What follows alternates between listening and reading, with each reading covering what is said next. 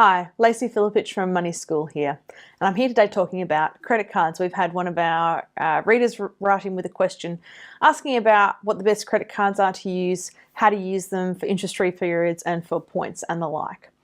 Now, I've got some strong opinions on credit cards, and unlike Scott Pape, the barefoot investor, I do think that credit cards have a place and that they can be useful.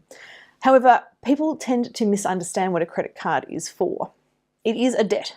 You're basically taking on debt. Okay? Every time you use a credit card, that's what it is. And if you continually spend above your means again and again and again, that debt will eventually catch up with you because you are borrowing from your future. If you can get it into your head that this credit card is your actual money and that you are trying to live within your means, then credit cards can be a great asset to you. If you treat it as free money, extra money above what you would have elsewhere, you will end up miserable. Okay, so please check your mindset first. Be honest with yourself. How do you use your credit card? How do you think about your credit card? Now, if you're one of those people who's really struggling with debt and you're trying to get out of it, then we do have a free course for you. You can check it out. It's in the links below. If you're still thinking about your credit card and wondering how to make the best use out of it, there are two reasons that people tend to roll through different credit cards and things that affect their choices. The first one is interest-free periods. So this is this idea that you put the money on the credit card and then you don't get charged any interest. And remember that credit cards have extortionate interest, like we're talking 18 to 20% as being normal.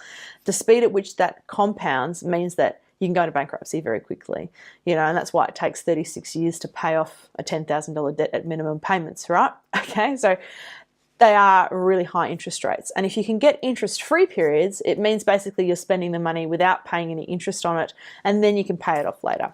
Now again, if you're paying that off later and you're still spending more than you can possibly pay off, you will eventually have to pay interest on that. And that is what the credit card companies are relying on.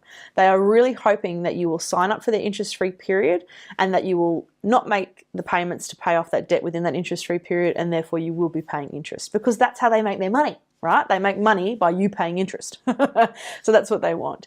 So this only really works if you are focused on paying it off before you have to pay interest.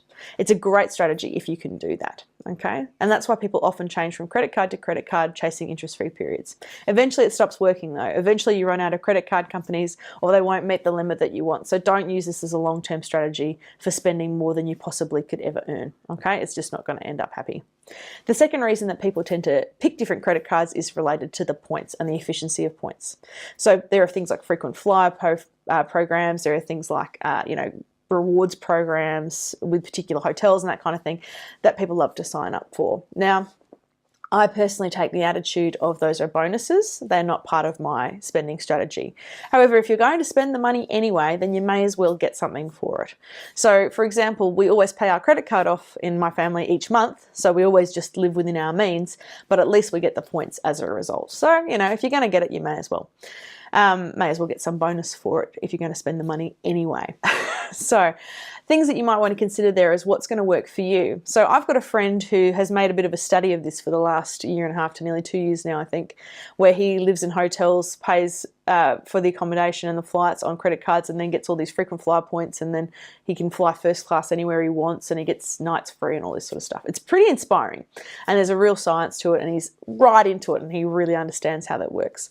And that obviously takes some of his time, it takes some of his energy, and he pays other people to help him with it, and has lots of advantages. Now, most of us, 99% of us, are not going to fall into that category. We're just going to spend the money, get the points, and think, oh, what do I do with them? Personally, I look for points that hook up with my frequent flyer program because I do like upgrading my flights so that I can go from economy to business class, especially in Australia, because flight from east to west coast is 5+ hours, and I do like the upgrades in that case. So I personally make sure that works. Other people will have credit card systems that hook up to different stores, things like major boutiques or, market brands, those kinds of things that they can then spend the money on that. Or they might have an individual system within the bank itself where you can exchange points for certain rewards. Pretty much I look at it at Christmas time and use it to buy my Christmas presents and consider that as a bonus. So it's really up to you. The word that I've had from people that are in the know about which credit cards are the best are generally anything that hooks up to Alaskan Airlines, because they have the most efficient use of points. So if you can find a card that does that, then that's great. Apparently in the United States, the Starwoods card is awesome for that. I haven't used either of those. I haven't checked out their programs, so I take no responsibility for whether they're effective or not. That's just what I've heard. But I personally wouldn't waste too much time on it, okay? Treat it as a bonus, use it for something that you're going to enjoy, and just have fun with that part. But if you're going to make a real science out of it, then be prepared to put in the time researching it and managing it and actually following up on using those points for something useful. Okay, thanks for joining me. Thanks for that question. If you've got any other questions you'd like to ask, we're happy to answer them. If that's me or for Fran, then please write in and let us know. All right, we'll see you soon. Bye.